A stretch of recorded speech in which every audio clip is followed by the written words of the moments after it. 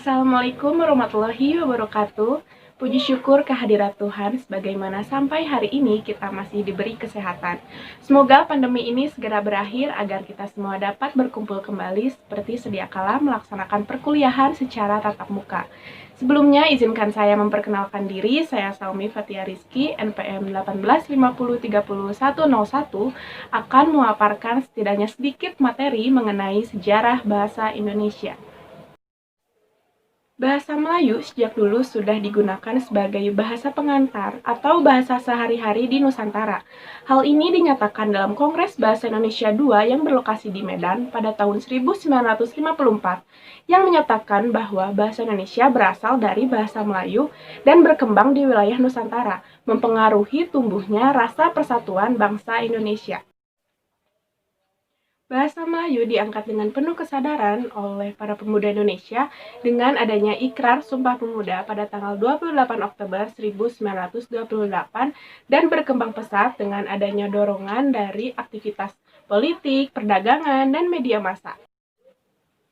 Akhirnya, pada tanggal 18 Agustus 1945, kedudukan bahasa Indonesia dikukuhkan secara konstitusional sebagai bahasa negara yang hingga saat ini digunakan berbagai lapisan masyarakat Indonesia. Selanjutnya, kita bahas mengenai jawaban dari pertanyaan-pertanyaan yang saya temukan. Pertanyaan pertama, jelaskan maksud dari pernyataan gunakanlah bahasa Indonesia yang baik dan benar. Maksudnya, berbahasa Indonesia yang baik adalah berbahasa sesuai dengan tempat terjadinya kontak bahasa, dengan siapa lawan bicara, dan sesuai dengan topik pembicaraan yang sedang dibahas. Adapun berbahasa yang benar adalah berbahasa Indonesia sesuai dengan kaidah yang berlaku, dengan kata lain mengikuti kaidah yang dibakukan. Lanjut ke pertanyaan kedua, sebutkan dan jelaskan 3 alasan yang membuat kita bangga memiliki bahasa Indonesia. Alasan pertama, bahasa Indonesia sebagai bahasa persatuan yang diraih dengan perjuangan. Mungkin hanya bahasa Indonesia, bahasa yang harus melalui perjuangan untuk diakui sebagai bahasa nasional, bahasa resmi, sekaligus bahasa persatuan. Tepatnya pada 1928, bangsa ini pernah bersumpah, berjanji terhadap Ibu Pertiwi, selalu menjunjung tinggi bahasa Indonesia sebagai bahasa persatuan. Proses ini tidaklah mudah, para pemuda Indonesia harus terbelenggu oleh kaum imperialis dan kolonialis, mengalami penghinaan dan penindasan, terinjak harkat dan martabatnya selama ratusan tahun. Ketika keberanian muncul, para pejuang tanah air mendeklarasikan bahasa Indonesia sebagai bahasa resmi untuk mengangkat kembali harkat dan martabat bangsa Indonesia.